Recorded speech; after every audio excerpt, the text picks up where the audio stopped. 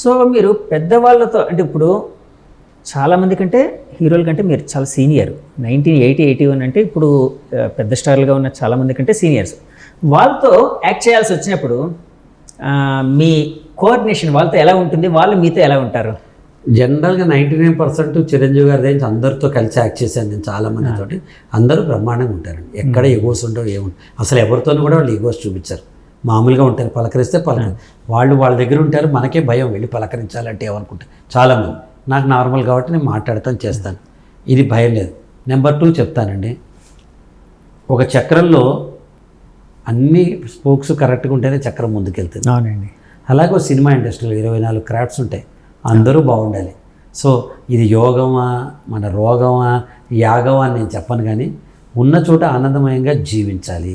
పెద్ద పెద్ద స్టార్స్ అందరూ వాళ్ళు ఊరికే స్టార్లు కాలేదు, వాళ్ళు ఎంతో కృషి పెడితేనే అయ్యారు. ఆ కృషితో పాటు మనకంటే దేవుడు వాళ్ళకి ఇంత అదృష్టాన్ని ఇచ్చాడు. ఇప్పుడు కొత్త వాళ్ళతో ఎలా పనిచేస్తారని మీలాంటి వాళ్ళు అడుగుతారు.